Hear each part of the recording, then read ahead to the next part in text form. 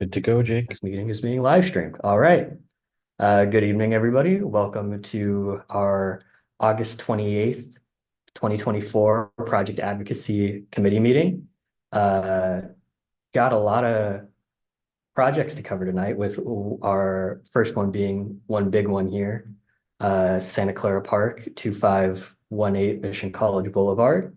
But before we get into that and the team starts their whole presentation, uh, let's, ooh, okay, computer's behaving a little strangely, but we'll just do a quick round of introductions to introduce everyone here in the meeting and sort of brief backgrounds on what's going on and who our members are kind of pulling from around the community. And I'll start. My name's Jake, and I am the manager here of this project advocacy process of trying to put all this together for this meeting. And I'm a student at SJSU studying urban planning. Alex, do you want to introduce yourself and then pass it off? Hey everyone, I'm Alex Shore, Executive Director of Catalyze SV. Thanks for being here tonight. Great to see some Santa Clarans in our group tonight too. So if folks don't mind saying what community you're from and maybe how long you've been involved with this project advocacy process, that would be great. Jake, do you want me to kick it to the next person? We can go down the list of people I have over here, which in that case, Jeff. Hi, I'm Jeff Houston. I'm a resident of Santa Clara. I've been advocating for housing for about a couple decades now. I've been I've been on one of these meetings in Santa Clara before with Catalyze SV and helped to score a project. So this will be my second one. And yeah, and I'm glad to see so many Santa Clarans here as well. Good to have you here, Jeff. And then Sanna. Hi, my name is Sandana. I'm a freshman at San Jose State studying ecology and urban planning. And yeah, I'm originally from like Cupertino, West San Jose area. And um I hope to like advocate for more like habitats and freedom of movement for both humans and native wildlife as well. And I also um like wanted to advocate for more housing be and like a more like diverse community because like growing up in that area I sort of felt as if like it was very exclusionary, especially like in the educational setting because it's a very highly like a kind of like competitive academic culture, and that's one of the reasons why I did that. And also about like wildlife, like I realized like how much like private like property owners can do to make their housing more hospitable to um like insects and pollinators by adding native plants and also birds because it will attract more insectivorous birds and birds that feed on seeds. And I'll pass it on to Carlene.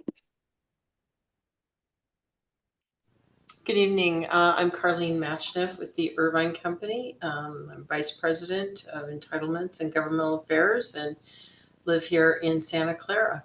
Looking forward to the presentation this evening.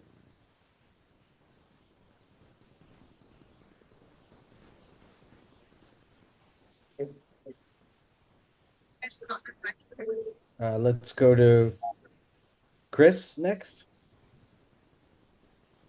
Hi, name is Chris. I'm currently pursuing an interdisciplinary with a lot of urban planning classes. Also, there's a lot of social work, political science type courses that has constituted that. And yeah, my primary interest is real estate, just kind of like buying and selling the marketplaces, but academically, I tend to go towards the humanitarian sort of studies, the social sciences, poli-sci. So I really wanted to find organizations that could complement both of those knowledge bases, and been part of Catalyze SV since the spring, and tried to make it a priority to go to the CSB meetings and the SEAL team meetings. So yeah.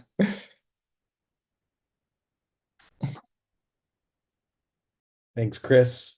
And let's go to Betsy next, if you wouldn't mind, Betsy. Hello, I don't have a working webcam attached to this laptop right this minute, but Betsy Magus. I am a resident of Santa Clara for 20-something years. Also grew up in Sunnyvale and went to school in Santa Clara. I am my main thing is transportation. I'm a member of the Bicycle and Pedestrian Advisory Committee for both the city and county of Santa Clara. Speaking for myself tonight, of course, and interested in construction and housing and things like that because, well, affordable housing is a climate issue and bad land use makes for bad transportation. So glad to be back on the call tonight. And who haven't we heard from?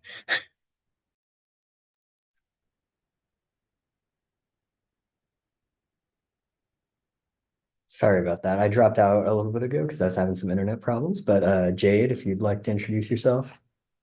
Still, my audio is a little weird, so I'm sorry about that. Hello, good evening, everyone. My name is Jade Pereno. I'm the Community Engagement Manager here at Catalyze. I've been with Catalyze for 3 months now, and I'm currently cooking, so I apologize if it's a little loud, and this is my first snack meeting. Do you want me to pass it over to Jim? Have you gone?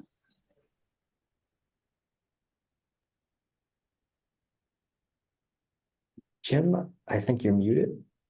If you were trying to give a little introduction. Oh. I think we lost him. We have Elisa and Ryan next. Elisa and Ryan. Yeah, yes. Thank you. Hi, my name is Elisa. I am a founder and director of Santa Clara Housing Advocates. We are a group that formed around the Benton Home Key project in March 2023, which Catalyze gave us support for, which was incredible. So thank you. This is my first time attending one of these meetings, and I will be talking on behalf of myself, but I'm also watching because SCHA is trying to come up with a similar process to this. And I live in Santa Clara.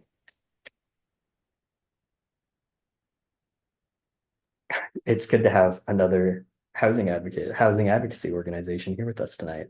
I'm having a really hard time with my audio, I think just because of the internet, so I can't really hear what everyone is saying, but thank you for being here. What I got, thank you. Thank you so much for being here. And then Ryan, if you'd like to introduce yourself.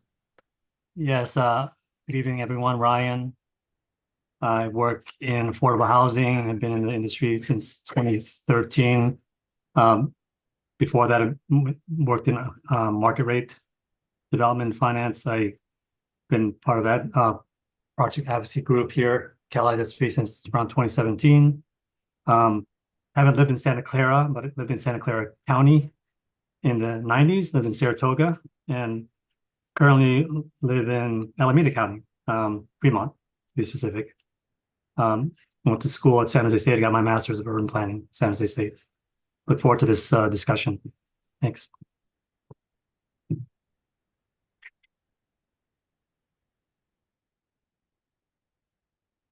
Thank you, Ryan. Okay, so that's sort of the background of everyone who's gathered here tonight. Carlene already kind of introduced herself a little bit ago, but she is the developer for the project that we have here tonight, Santa Clara Park. So if you sort of want to introduce yourself, and not just yourself now, but Sure. Irvine Company and the project, you can go ahead and we can get into it. Let me bring up those slides for you right now. Perfect. Thank you. Stop sharing.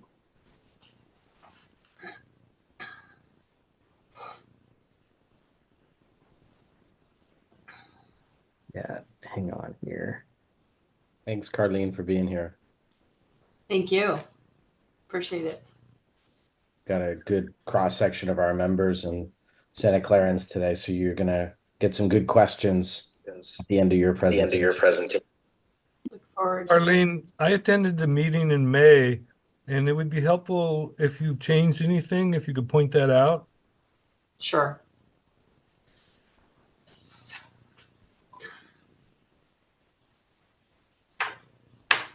Thank you for your patience with us, y'all. Jake's just getting that going and should be ready momentarily. So we'll go through the presentation, and at the end of it, we'll ask Carlene some questions. Hopefully Yeah, we sorry. can enlarge it. Yeah, I'll make it full screen. I'm having some, I guess it was audio problems. I thought it was my connection, but it was with the earbuds I was using. So I'm just going to try to keep myself muted for as much as possible so there's no echo. But I will still be here.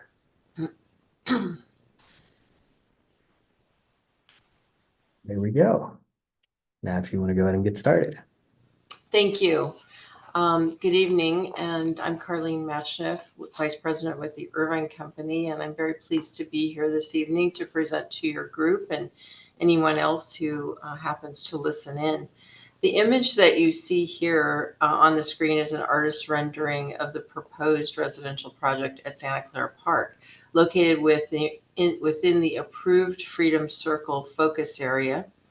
This 26-acre site is envisioned to contain 1,792 new rental apartment homes in a range of sizes and with an array of public and private amenities. I'd like to walk you through this evening what the project consists of and any update on our progress, but keep in mind the project is not approved yet and is subject to change through the city review process and, of course, public hearings. Next slide.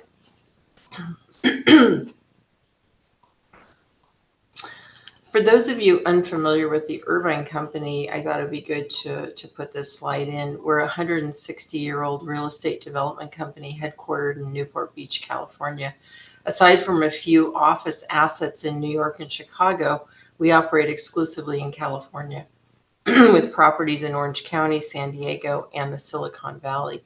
You can see here what our portfolio consists of: 129 million square feet, 590 plus office buildings, 125 apartment communities, and 40 retail centers in California.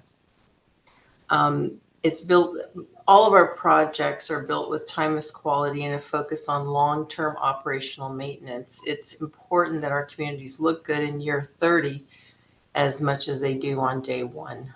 Next slide. In the Silicon Valley, over the past 2 decades, Irvine has established a presence, especially in Santa Clara, for our local assets consisting of a total of 2,675 apartment homes in Santa Clara Square and Monticello Village, 3.2 million square feet of office and retail at Santa Clara Gateway and Santa Clara Square, and 10 acres of community parks and open space. We also included here a photograph of our recently completed Redwood Place apartment community near Sunnyvale. That's on the former AMD campus in Sunnyvale. The 944-unit apartment community showcases many of our amenities and planning principles we intend to bring to Santa Clara Park. Next slide.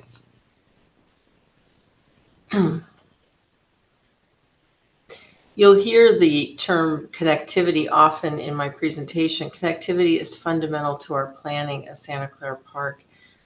It's a 10-minute walk or bicycle ride along the San Tomas Aquino Trail to Santa Clara Square, offering residents an array of shopping and dining options such as Whole Foods, Starbucks, Il Fornaio, Pacific Catch, just to name a few. Many of you may be familiar with Santa Clara Square, and necessary resident services, for example, Chase Bank and eye exam. We also, I'll go through the images showing you that connectivity. Next slide. So here's kind of, if you look and you see the 101 freeway, and you have Santa Clara Square, which is built out with, the offices along the freeway, and then Whole Foods Anchor Shopping Center, and 1,840 apartment homes. You can see the trail, and we put in the connection at Augustine Drive over to the trail. And the trail is just a very short distance to our new proposed project called Santa Clara Park. So the two are very linked through bicycle and pedestrian access. And of course, you can always drive in the automobile or other modes of transportation across on Mission College up to Great America, or down to Lafayette and down over on the other side. So it's very accessible, many ways of getting there. Pulling back this lens further, you'll see these other amenities, and you'll see, healthcare close by, of course, Mission College, other retail services. Next slide. And as I mentioned at the start of the presentation, this project is embedded in the Freedom Circle focus area. And the plan supplements the general plan and defines a future and locates housing near job centers, retail, and natural open spaces. What the approved focus area envisioned is multi-use path along the northern border of the focus area to provide on-site connection for bicycles and pedestrians, gateways along Mission College Boulevard to focus to the focus area boundaries, and reinforce and identify and highlight features and amenities, a central node to act as a kind of gathering space and ground floor uses, a new pedestrian and bicycle network, which I'll get into in a few minutes, explaining the detail of that, a 2-acre community park to provide open space and offer facilities, and the creation of the Freedom Loop. And you'll hear a little bit about that as well. Next slide. So Santa Clara Park will deliver on the focus area's visions by creating a multimodal community featuring new bicycle lanes and these are dedicated bicycle lanes, and public connections through the site. We're going to bring the public into our site, both north, south, and east, west, and link to the park and the Creek Trail. So it's basically taking a look back and saying, how can we provide access for pedestrians and bicycles in the best way and the safest way possible, and get them to the trail and get them so that there are facilities on site to accommodate bicyclists. One of the main things we're doing is we're providing one secure bicycle parking space per unit in our garages. So that'll be 1,792 secure bicycle spaces. In addition to that, on the east-west road, which we'll get to in a minute, we're putting dedicated bicycle lanes all the way around Freedom Circle, off of Mission College, improving some Mission College bicycle lanes, and then providing pedestrian access off Mission College through our site, through the actual residential site down to the park. Next slide.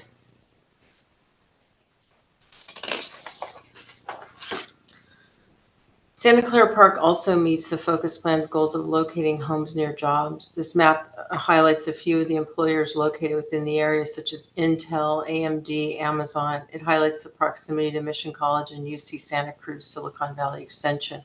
Proximity to key employers and colleges have informed the residential apartment program, which features smaller unit sizes, focusing on affordability by design. In addition to that, there are many other employers. Those were just a few that I mentioned. Of course, Levi's Stadium and the new activities going on in that general area also are very close by. Next slide. Yeah, and I just wanted to mention that for this slide. When I downloaded it, for whatever reason, the employment labels of all the different employers in the area Didn't show disappear. up. Yeah, But I was it is going to there, say and I can pull that kinda image not up. there. Yeah, But I listed. but Yeah. believe her, there's a lot of there's a lot of different employers over in Santa Clara Square and nearby. Next slide.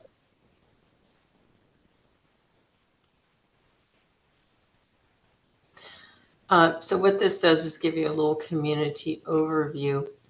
On the right, you can see the site plan for Santa Clara Park. Santa Clara Park consists of five-story residential buildings organized around the north-south landscape connection, the new private street that runs east-west through the site, and the proposed 2.73-acre neighborhood park that is separate from and adjacent to a 2-acre park being developed by Greystar along the creek trail.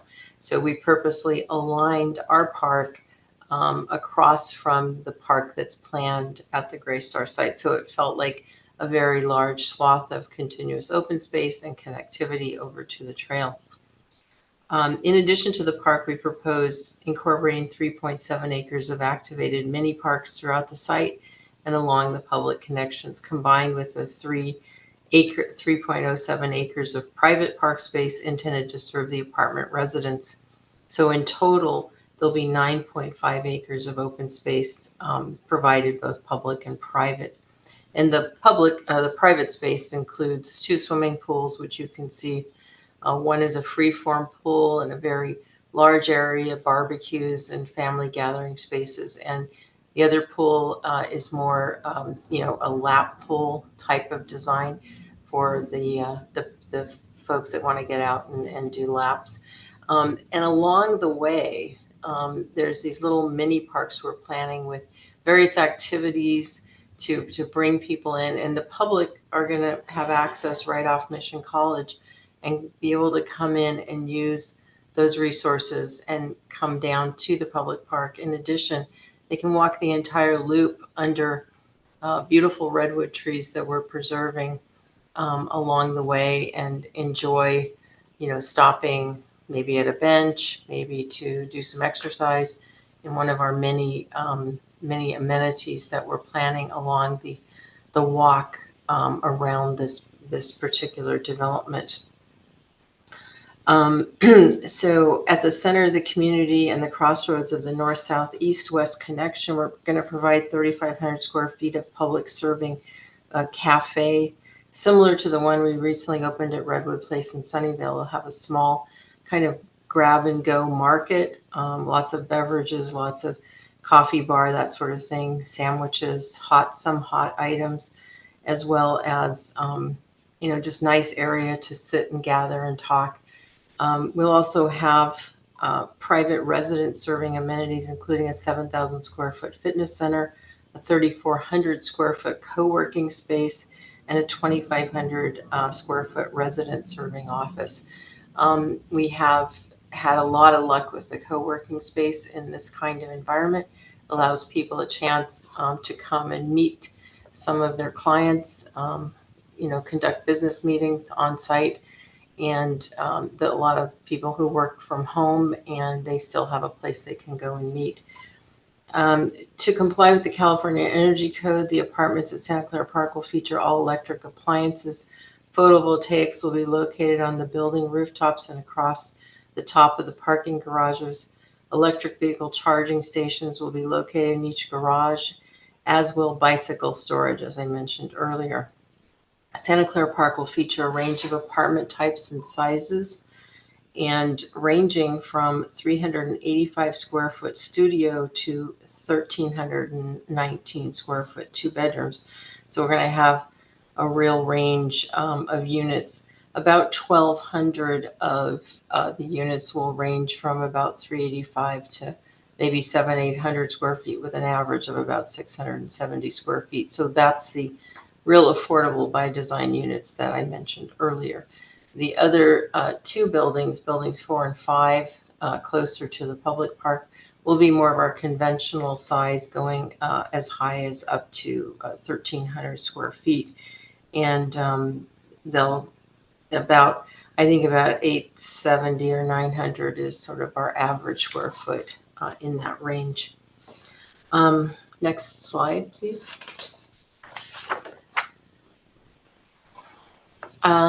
This is a slide showing some of our architectural variety. We've come up with a flat roof design that we're going to incorporate, as well as a traditional roof design.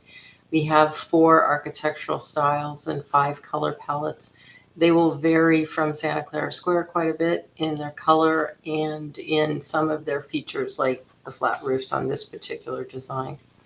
Next slide. I wanted to put in, I mentioned a 385 square foot studio apartment, and we have developed this down in Southern California for the first time, and we're bringing it up here.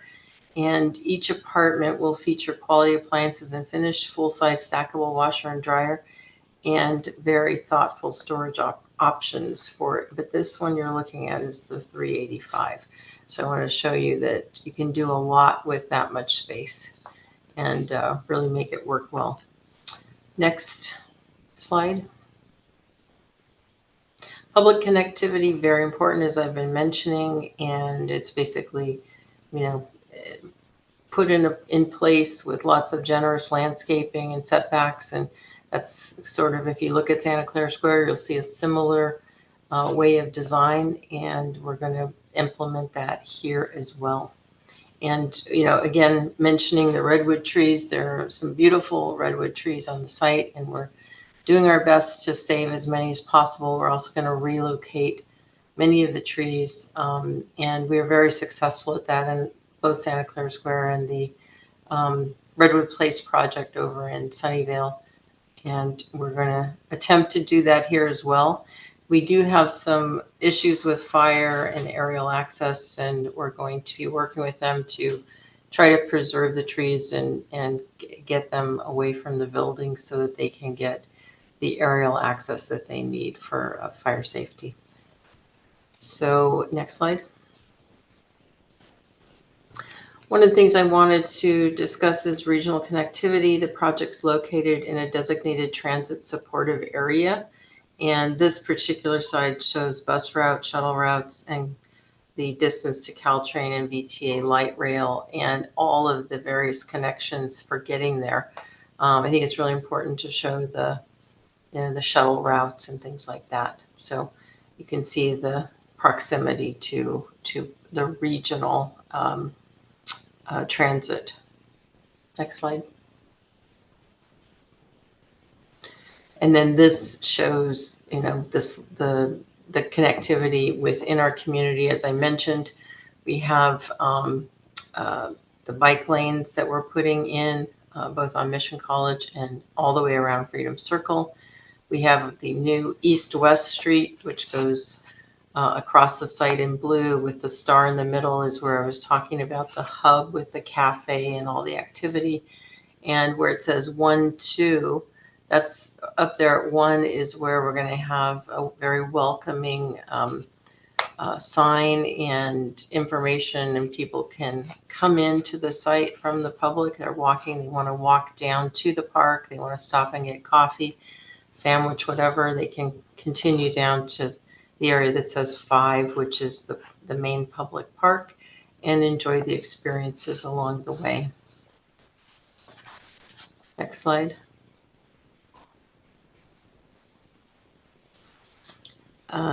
So as mentioned earlier, we'll provide 9 acres of open space, 6.43, which will be publicly dedicated.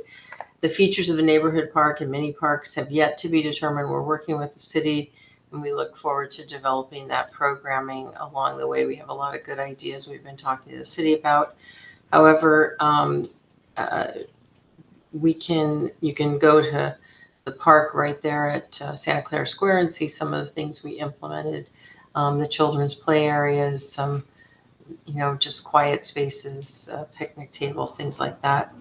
So it'll be a mix of active and passive, developed through, working with the city's outreach on park development. Next slide. Here's an example of our resident serving recreation. This is actually, I believe, over at the AMD site, the Redwood Place, and it just shows our elegant pool designs, and I think you can again see those if you want to walk around Santa Clara Square. Next.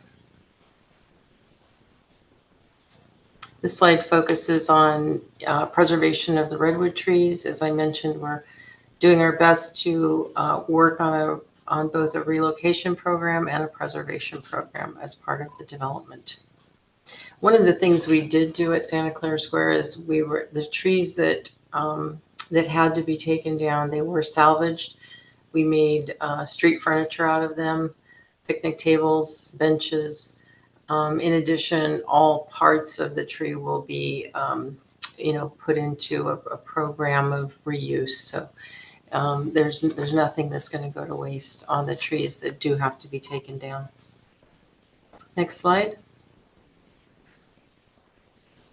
So I'd like to kind of recap, and one thing that I didn't mention earlier, but I do want to mention now, is affordable housing. We will be putting in 15% affordable units on site, 5% very low, and 10% at 100% AMI.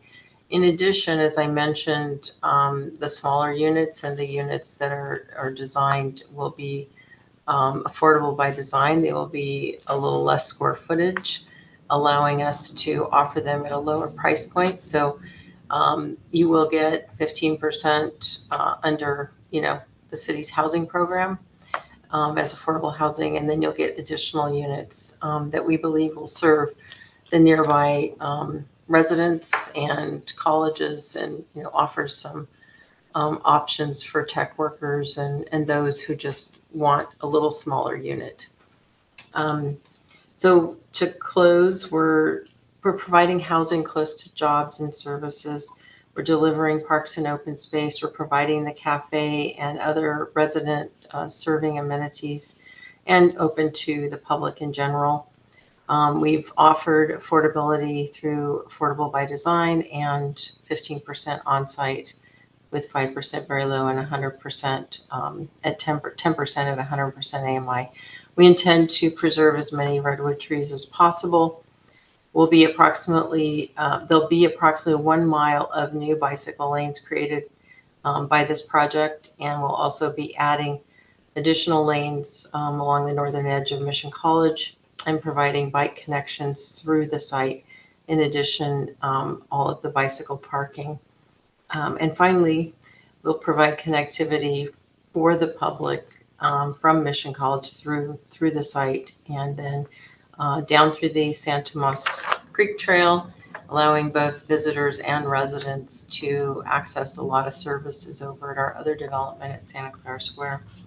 And I think I went through sustainability, but let me add a few more points besides the photovoltaic systems and the charging stations. Will be a Green Point rated project, highly efficient windows, HVAC systems, all electric Energy Star appliances, electric heat pump, space heating, and reclaimed water systems.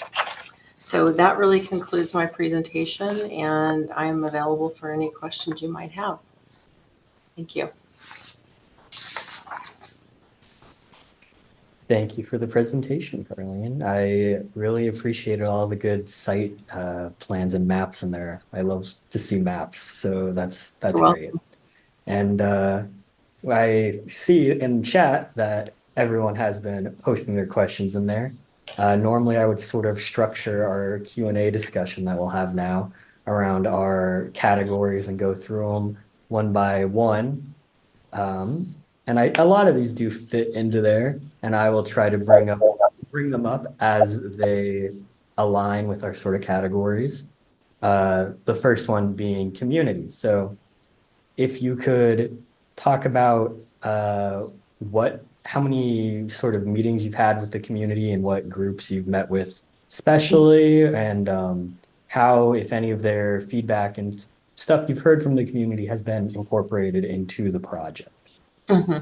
We've had a lot of kind of small meetings with community members who've reached out and want to have coffee or just, want to chat about the project.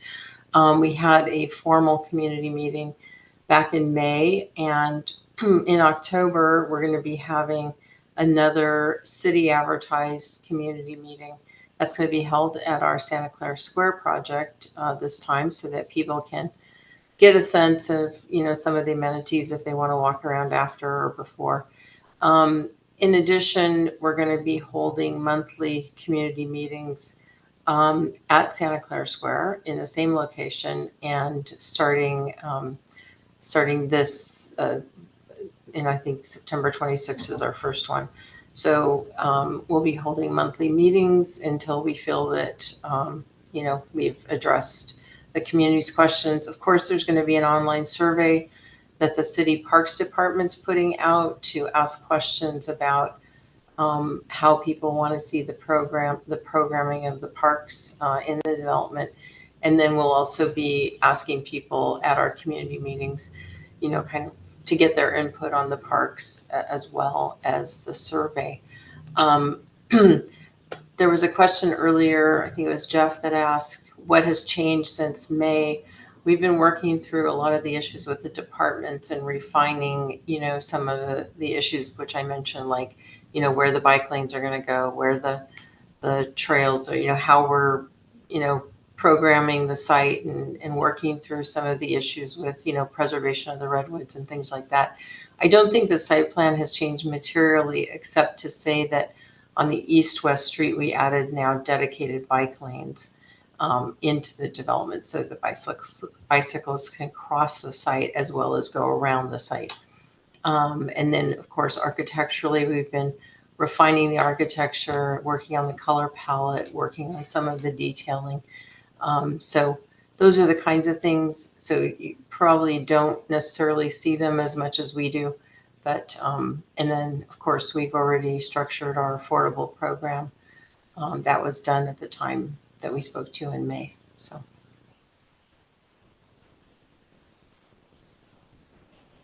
So then in terms of community engagement, it's ongoing. The amenities for it's ongoing, and you have that continual monthly sort of meeting that you outlined.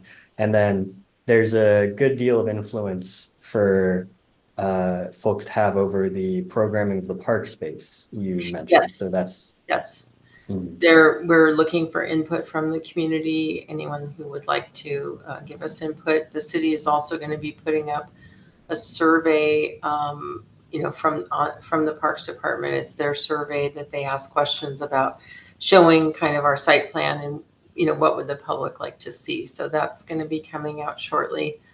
And, like I said, in our community meetings that we have, our monthly ones, we're going to have kind of a special corner for the park discussion. So anyone that wants to come in and give us some thoughts or input, we're happy to hear them.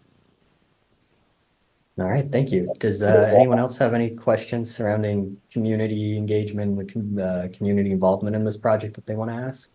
If not, we can move on to Have you vibrancy. talked about this with like the Mission College students, or like is there any community engagement with them?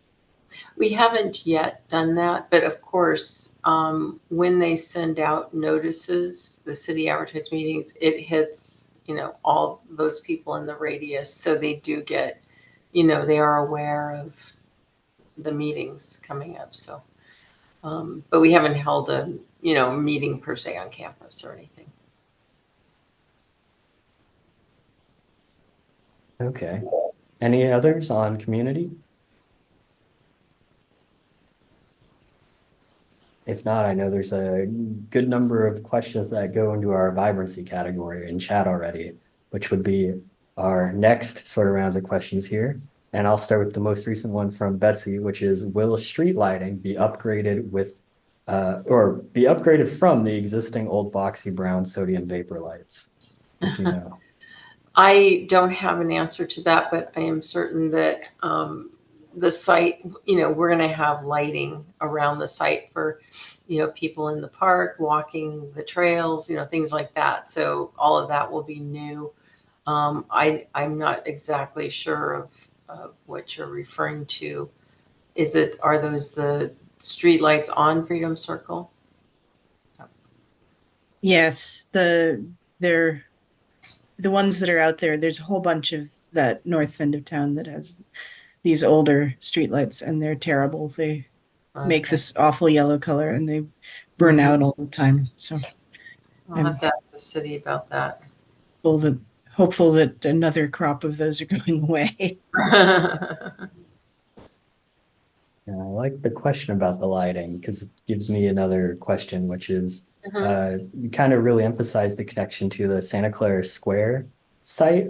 So for, I guess, maybe people walking the trail there for dinner or biking the trail there or later in the day, do you know if the trail closes at sundown for that specific active trail, and if there'll be any lighting along it for people moving around that's a later at good night? question that I need to look into. I don't have an answer.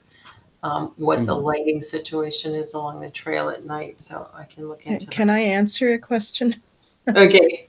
Yeah. So officially the trail is closed at night. Unofficially, Mhm. still ride on it. There's no, physical closing of the gates. Mhm. The trail runs along the creek, and the creek is Valley Water property, and Valley Water says no lighting on the trail. Mm. The Santa Clara Square connection at Augustine Yeah. has some, I think, very site appropriate lighting, which actually helps a lot when riding the trail in lower light. So Mhm. I would love very much, depending on what the connection is, for that to happen again at this spot. I think it would make a very big difference. Right now, that stretch is pretty Mhm. dark when it's dark.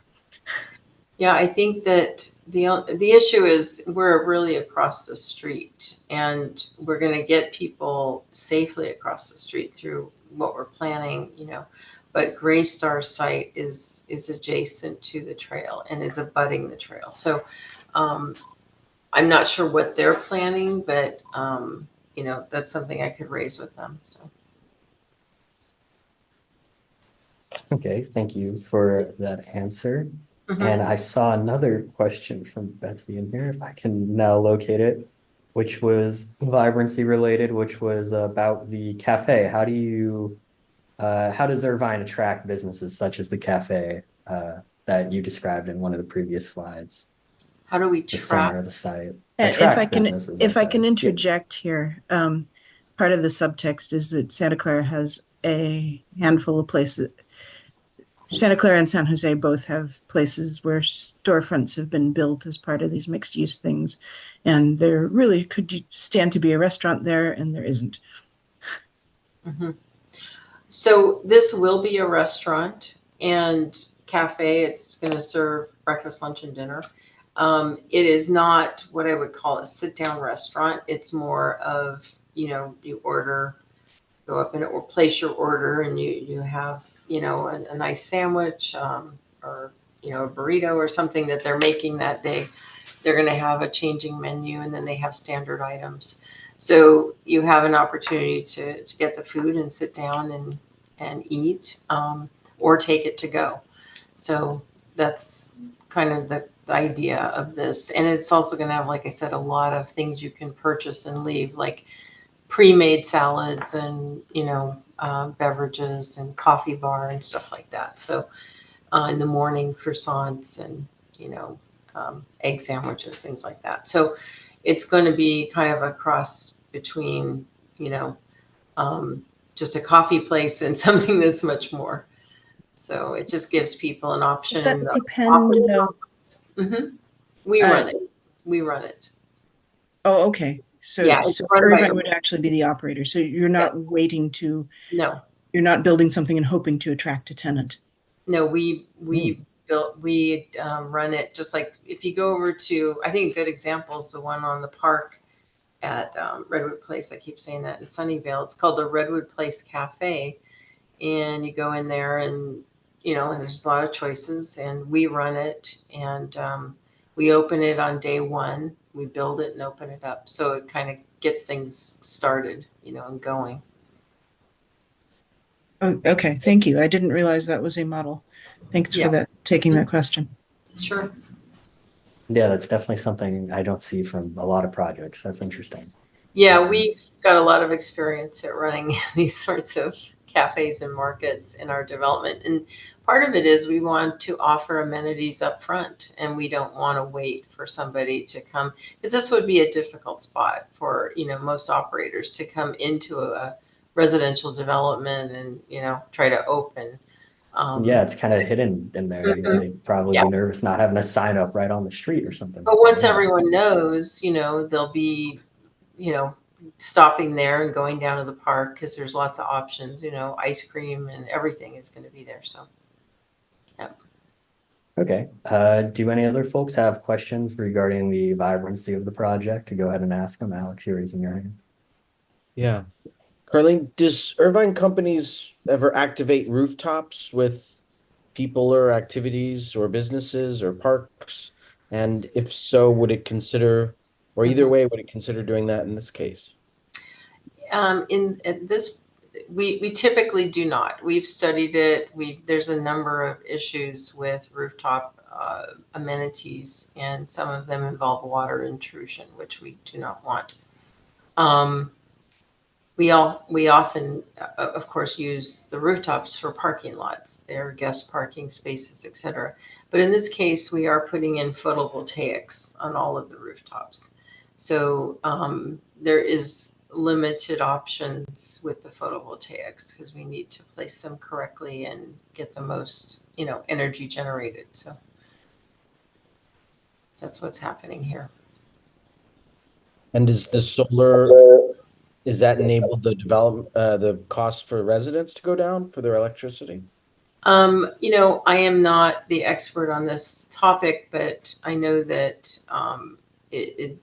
that's a possibility, and I don't have an answer, but we could get back to you on that.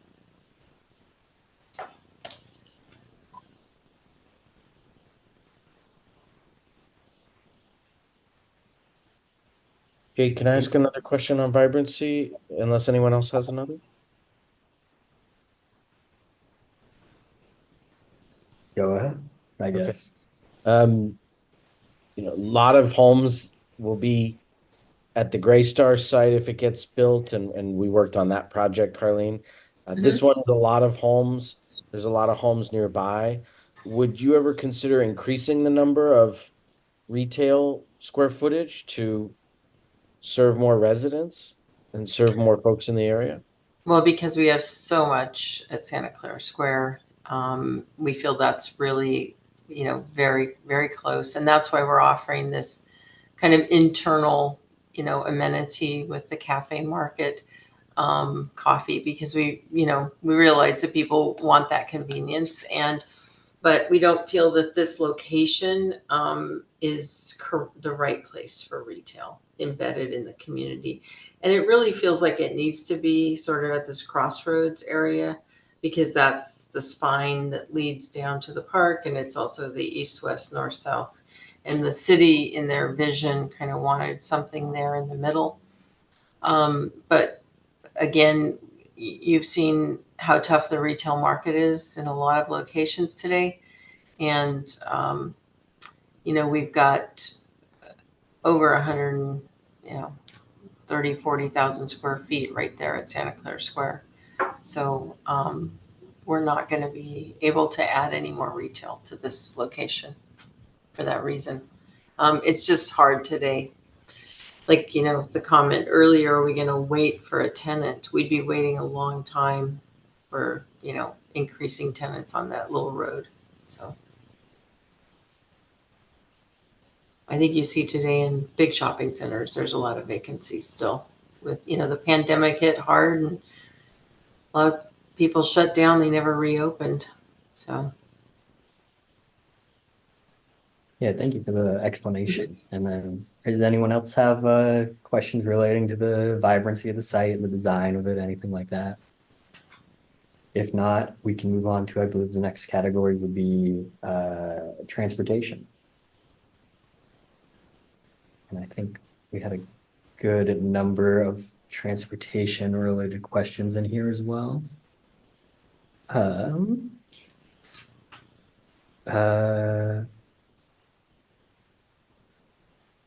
Betsy had a question about bicycle accessibility on the map. If you'd like to ask that one, Betsy, and elaborate. Yeah, so a couple of these are to do with what I think you already mentioned was the Gray Star property. So I guess I'm going to revise those questions in terms of getting from the Creek Trail to this development. Are Mhm. you coordinating with what's going to be on the Greystar property? Yes, we are. And with the city as well. We're putting in, as I said, bike lanes dedicated around Freedom Circle, and then we'll put in the east-west street so bicyclists can go down that street, get on the trail at Freedom Circle, and then we're going to have a crosswalk that we install um, from where you see the number 6. You can see kind of that public connectivity. That's going to be, a safe crosswalk area across Freedom Circle there. And then they'll be able to get on and continue walking either through the 2-acre park or riding around it. So depends on what mode of transportation you're on. But you'll safely be able to get over to the trail and conveniently. And are there any adjacent sidewalks or bus stops that are going to be upgraded as a result of this development? If you go to the regional connectivity exhibit, you can see the bus stops. Maybe it's not on here. Let's see, VTA bus stops. Okay. I'm not sure. Those look like a shuttle route.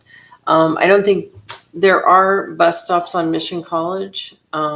So, they are walkable from this particular, from our project. So people will be able to. I'm not sure yet about upgrades. We're working, like I said, with each department right now, and on all of our conditions and things like that. So it's a bit premature to answer some of those questions because we're still in review. But I'm certain that if the city believes there needs to be upgrades, we will be upgraded. But I know there's existing bus stops there. I don't Yeah, think this neighborhood is terrible in that respect. There's a few parts in North Santa Clara that there just isn't a sidewalk, and the bus stop is this sign in the bushes. So Right. and I don't think that these are mostly that bad. So Okay. Yeah, and this map, there are a couple of VTA bus stops around the site that I saw while doing some little scouting around the place. So it's interesting that it doesn't label the bus route there that Right. those run along. But yeah, any other questions for I see the e-bike charging. We're going to have e-bike charging in the garages, and so they'll be available for people to charge their electric bikes as well as secure their, whether it's electric or non-electric bikes. So Yeah, where will the bike rooms be for presumably some sort of large bike parking structure in each building? Is that going to be in the garage or where is that? Yeah, in each garage. Those are being designed right now, but basically it will accommodate, one space per unit in a secure garage, location. So that's part of the task of our architectural team right now, working on that. Do you have an idea as to the total number of bike parking spaces that will be available? In the garage of 1,792. They want one per unit. Okay. And then outside of the development, we'll also have public, bicycle locations where people can secure their bike and leave it. Like they want to go to the park or the cafe or whatever, they can definitely lock up their bike, and there'll be locations throughout the development for that. And is there any consideration for larger bikes in the bike lockup rooms, like cargo bikes? I'm sure there can be, because in those spaces, like you said, they're going to be rooms, and I think they would accommodate any of those type of bikes. That's something I can mention to the team, definitely. Because there's a lot of different rooms that I've seen for locking up bikes, and depending on the type of rack they're using or how the room is laid out, they can't always accommodate those larger bikes very easily. Is that quite a common bike these days, the cargo bikes? I'd say they're becoming more common. I see them More around quite frequently. Okay. Yeah. Betsy? Betsy, you have your hand raised? Yeah, I got one Yeah. more. The there's a thing called the Redwood Trail. It sort of circumnavigates the existing Santa Clara Square Mhm. area or part of it. And I'm wondering if it's was intended for bicycling, because I tried riding my bike there one time and it felt like kind of a wide sidewalk, and it felt like kind of I'm in the way of everybody walking their dogs. So I before we go, don't think that the sidewalk was intended for yeah, bike. it's I think a tricycle maybe, but not a bicycle. And the reason is, just the conflicts with people yeah. walking, and strollering and things like that. That's why, we're, like I said, we're putting in the dedicated bike lanes. Now, in some areas, people put in sharrows, and so the bikes go down the street, right, and blend in with traffic. But we are putting in dedicated bike lanes here. And the orange dotted lines on the map that we're looking at, what are those That just going to? shows public connectivity. So, So are basically, those like a wide shared use path, or are those no, in routes, or where the 1 and 2 is coming down, that is going to be it'll be open to the public, and there'll be a sign up here on Mission College saying public accessible. So people know they can walk down. There'll be a path all the way through. And of course, there'll be a signal or um, a safe crossing across this east-west street, and then down to the big park. So, basically you could walk the trail all the way down. And then where the 3 is, that's coming off of where Hitchborn is. And so you'll come in, and from that area, it's just showing you could come in from that area, and you can walk along and get down to the east-west street. And on either side, both sides, there's going to be a dedicated bike lane on that street, and then sidewalks for pedestrians. So that's really what it's showing, is that it's both friendly to bicycles and pedestrians there.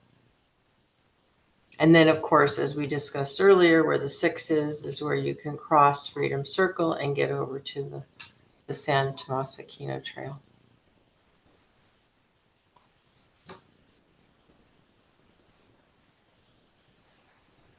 Any other questions from folks about the transportation? I see Ryan in chat had one asking about if there will be bus passes provided to the low-income tenants. That's not something that I've heard discussed at this point. So I don't really have an answer other than that's an interesting idea, but I haven't heard it discussed either from the city or anyone else. So. VTA has a Smart Pass program, or Alex got muted. I feel like he was about to explain some of that, so he wants to jump in and do it. Oh, I was thinking about it. I just wanted to say, Carlene, we can follow up. Jake has some good analysis, including the finances around that. If that would help, we could share that information from VTA. Sure. Yeah. And don't be surprised if you hear from our members in our scorecard when we send it to you that's something that they really like and want to see in this project too. Yeah.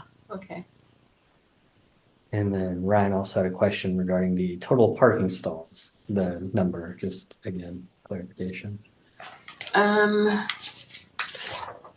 We comply with code. Let's put it that way. And there is, let's see. I believe in the overview, I read it was 2,800 something 81. Yeah, I or was 2,000. just going to add it up right now if you give me a minute. So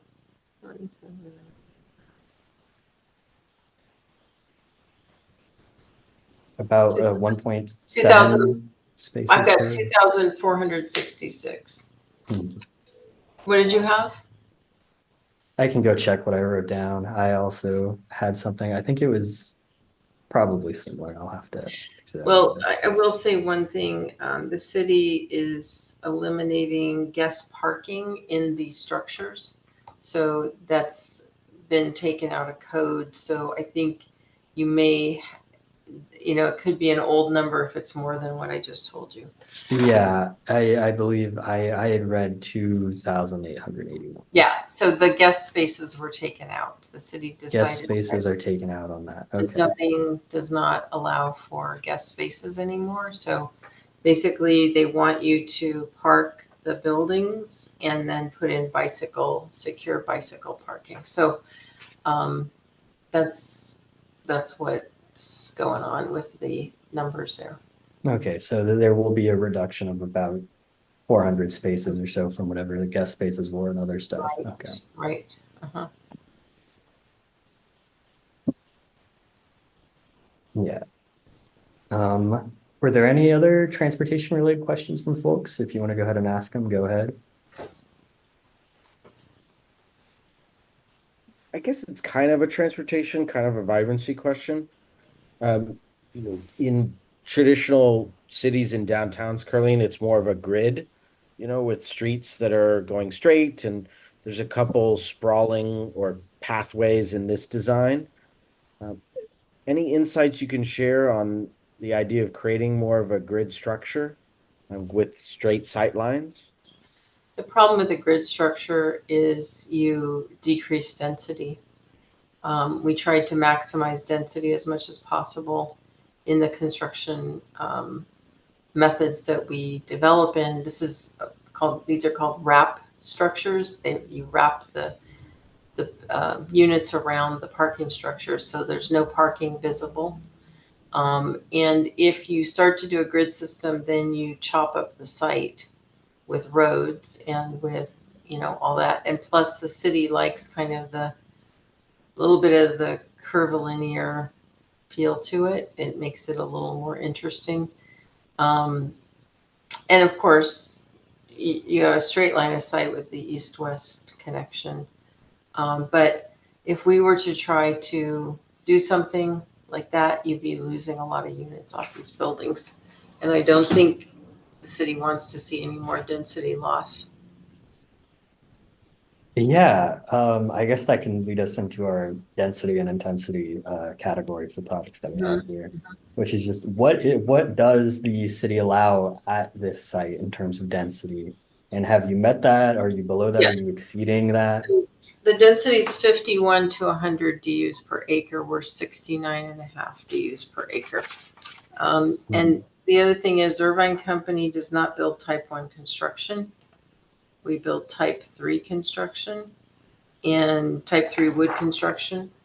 And so we're not going to be, these are 5 stories. We're not going to be building, something that's outside of what our realm is. So that's the basic answer is it's a very nice density, 5 stories. It's like I said, we've maximized with the wrap product, we've maximized the amount of units we can get. And by changing some of the size of the units to smaller, we've gotten more units on the site too. If we did, the traditional conventional unit for all of the 1,700 or whatever it is, we would have had far less units. So, maybe dropped it down to 1,400 or 1,500. But because we are providing a range of densities here and size of units, then we can maximize the site. And so Irvine uses it's your wheelhouse, the same type of construction at the Redwood Place site and Yes. Santa Clara Square as well. Yes. Yeah. You'll find every builder has a sweet spot, what they build. And I think, it's a whole formula that goes into it. And we've had a lot of experience with our portfolio up and down the state, you know, and we know what buyers want and that they'll, you know, what the leasing formula is and everything else. So that's what we're comfortable with and what is financeable for us. Okay.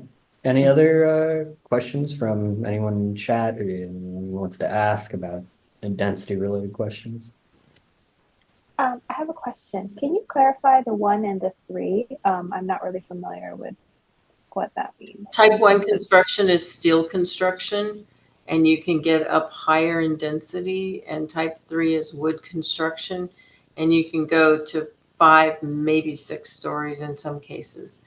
And you have to, if you go to 6 stories, you have to do what's called an AMMR, which you go and you ask for an amendment on building codes, and you have to design it a certain way to get that density.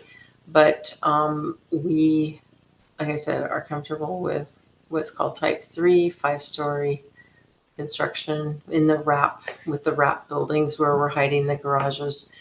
And you can go, I think Santa Clara Square is a great example again to walk around and see how those buildings feel when you're on ground level. They're quite high, and you know, 5 stories is a good density and gives it a real village feel too. That's the other thing. Our character and our authenticity is very important to Irvine Company and just the look and feel of the place.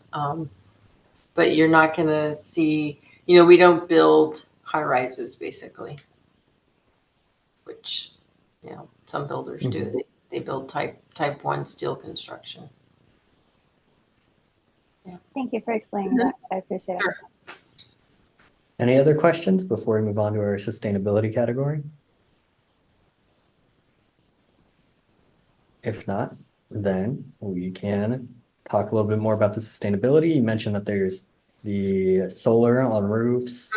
Yes. The projects, I believe you're doing a Greenpoint All rated. electric, and we're doing Greenpoint rated. Okay. Anything else for any other major points? Greenpoint rated, did we say which level? Well, yeah.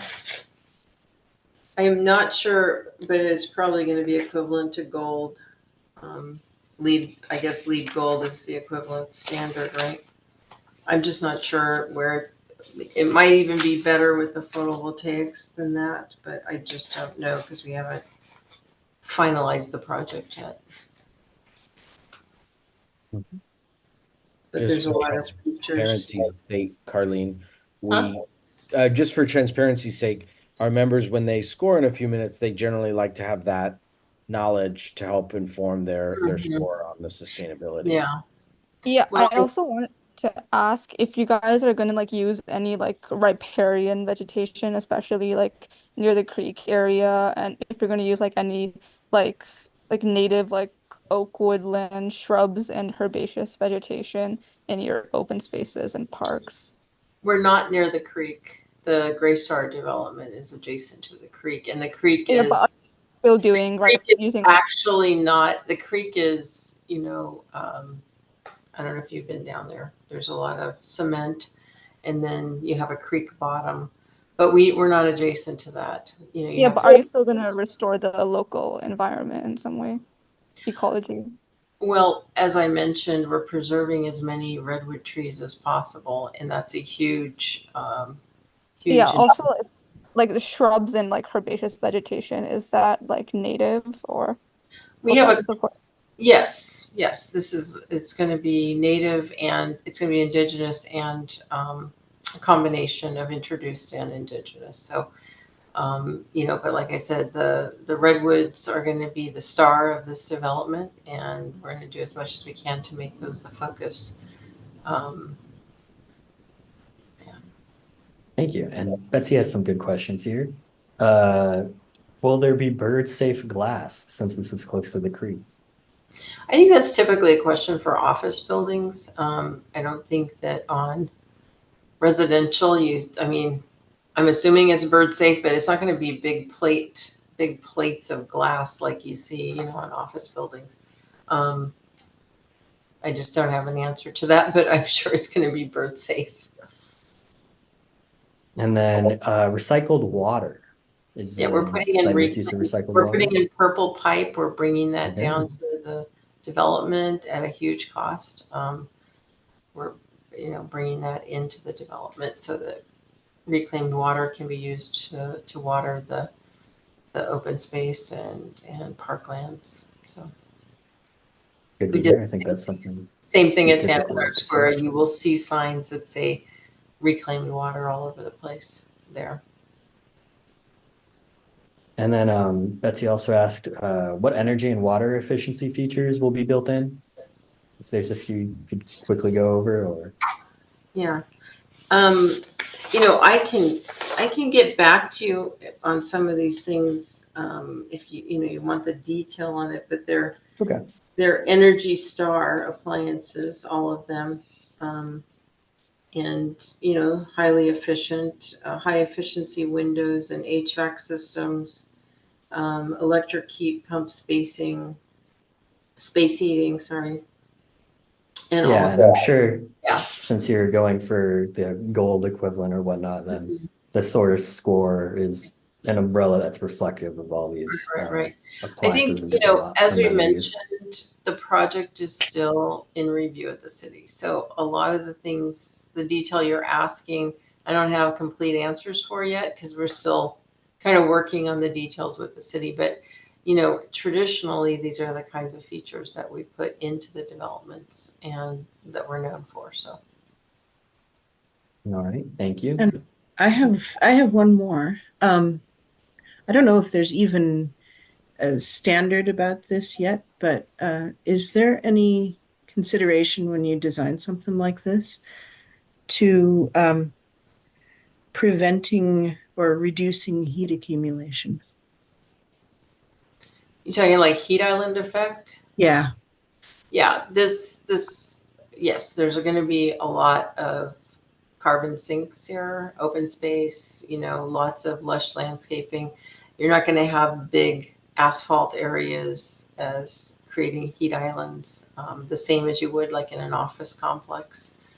And like I said, the rooftops are going to be solar. So I think it'll be a little different than, you know, than that. With 9 acres of open space, you know. Okay, thank you for Yep. that one. That's a Sure. good question about the heat island effect. Mhm. And then I guess we'll go if there's any other questions about sustainability. If not, then we can talk about, I think the last category for this project that would apply is our affordability Sure. category about the provision of affordable housing with this project. Could you just briefly go over again? You said it's the So 15% of on units. site. We are building the units on site and we're putting in 5% very low AMI at 50%. And we're putting in 10% at 100% AMI. So that's a total of 15% affordable units. And then, as I mentioned, there are also units that are affordable by design, just by the fact that they are smaller. And the price point will be under what you typically see out there because they are smaller. So that'll offer college students and, you know, a lot of the workers out there in the tech industry who want a little smaller, you know, more affordable unit, some options that you don't typically see around here. And those are the sort of naturally affordable that you're talking about, We have not deed restricted. Yeah, we have Like 1,200 of affordable. those Okay. units on the site, so there's quite a lot of them. But they're not deed restricted, like you said, but they would fall into those categories because, you know, just of the size of them, so. Yeah. Okay. Any So questions from? you get Sorry. 268 affordable units. That's a lot of units that are built, you know, with the 15%. So those will be built on site. Hey, Carlene, this is Ryan. Mhm. Just to add in this topic, is the city, I haven't worked in Santa Clara for a while, but is that is 10%, 100%, that's a city affordable housing ordinance, right? That's, you're just adhering to. Yeah, we are adhering to the city's ordinance for 15%, but I don't believe that we would have to be at very low. We could be at low. So that's going kind of above and beyond putting in the 5% very low. Yeah, I just checked TCAC rents for Santa Clara County. That's 100% rents, just for everyone's edification. Studio rents are $3,200 at 100% AMI in Santa Clara County. One bedrooms are $3,400.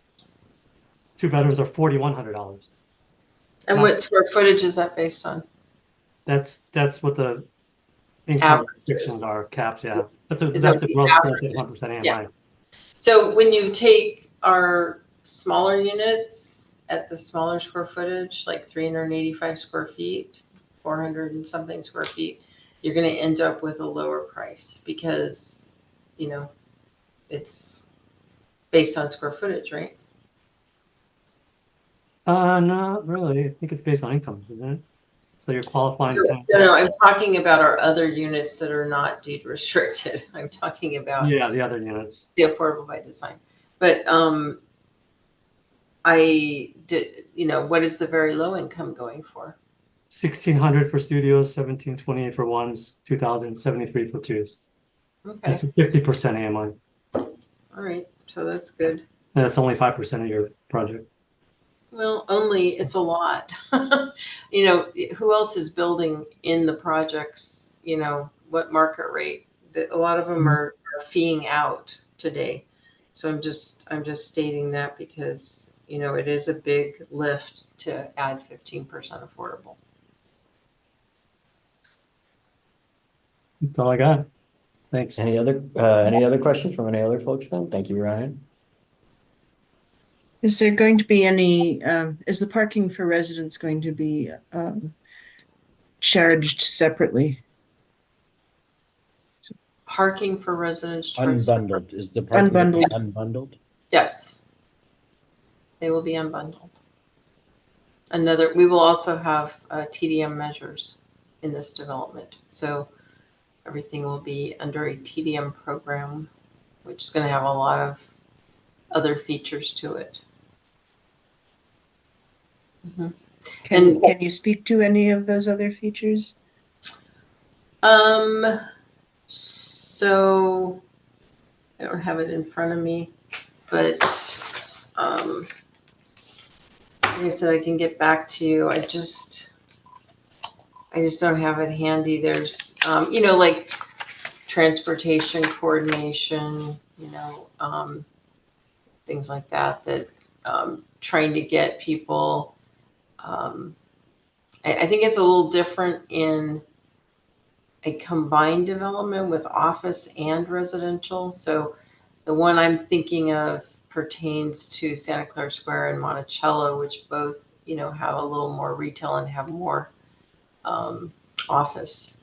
So for this project, they're going to design one that's just based on residential. So it's a little bit different, some of the features, but we will, I believe the target is to reduce VTM by 20%. I mean, VMT, sorry. Vehicle miles traveled by 20%. Thank you for that bit of info. Mm-hmm.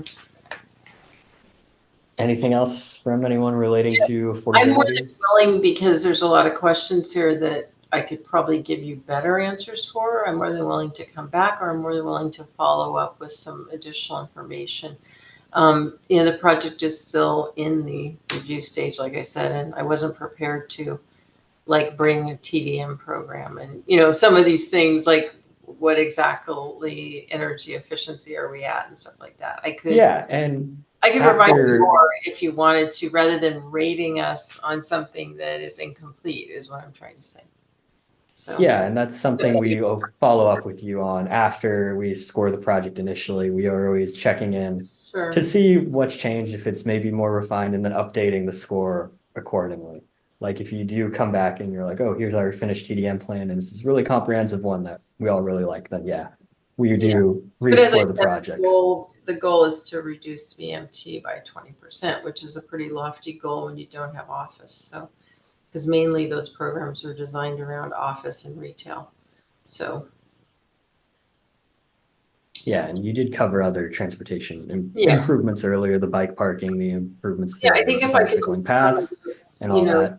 it's multimodal. It has a lot of bike parking. It has no guest parking.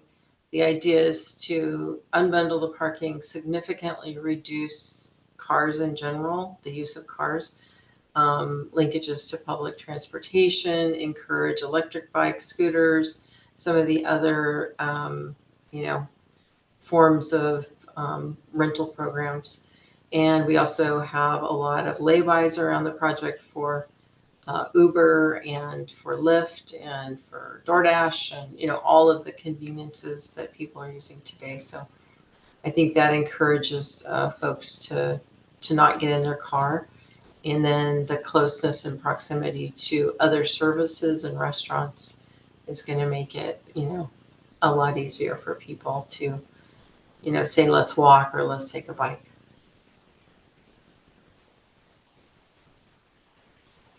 I have a question. Mm-hmm. So you mentioned earlier that you're going to continue to have more meetings with the community or listen to what they have to say. If there is a need to increase the affordable housing, the percentage of affordable housing units, do you think there's going to be some flexibility on that? Well, that's a tough question to ask it. I mean, to answer, it's a very costly thing to commit for, you know. Yeah. Yeah. I think that we could look at, as I said, we have a lot of these units affordable by design. So we feel that that is offering more than just, you know, your conventional units. So that's probably a negotiation between us and the city. Yeah. Yeah, and thank you for covering. Sure. Yeah. Absolutely. And again, anything you get to us, I do feel more than confident though that you've given us most information we need to score the Yeah, project. I mean, like I said, I brought you all the information I have to date, and we'll continue to work on, you know, some of the issues you raised are like conditions of approval, and I'm not in a position right now to say, yeah, we're discussing that with traffic right now, or we're discussing that with fire right now, because, you know, those are very costly commitments, and we're in negotiation with the city. So I think it's something that will evolve, and, you know, as we refine the plans more and have these discussions with city departments. But you'll see all the conditions sooner or later, right? They're going to come out. Yeah, thank you. Yeah, and as I mentioned to Jim, you know, maybe we should come when we're a little bit more further down the road. But I think I brought you a good overview of the project. It's very accessible, very open to the public, provides a lot of the features, and, you know, that one of the best housing projects can provide. So we're very proud of our style and design and character and all that we bring in landscaping and parks and everything. So, and I welcome anyone here to go walk Santa Clara Square, go into the housing area and look at the parks and look at the buildings and how they feel, and the pool areas and the rec centers and the co-working space, and, you know, just kind of get a feel for the style of it. You know, I know many of you have probably eaten at the restaurants, but go into the residential area and check that out. So. Yeah, I plan on it now. Yeah. And as we move into our sort of closed scoring session here, I would just like to again say thank you for joining us. And, and basically, you're going to score the project, and in 30 days, we'll get that feedback within there, get that feedback to you in our letter and our scorecard. And we look forward to talking to you more as the project evolves. Well, thank you so much for listening tonight. I appreciate it. Arlene, for your patience. Appreciate No it. If folks Okay. wouldn't mind giving her a little hand before she departs. Thank you. All right. Well, good night. Thanks. Nice meeting all of you. Yeah. Bye-bye. We'll Bye. hang out, Carlene. Good night. Thanks. All right, everybody.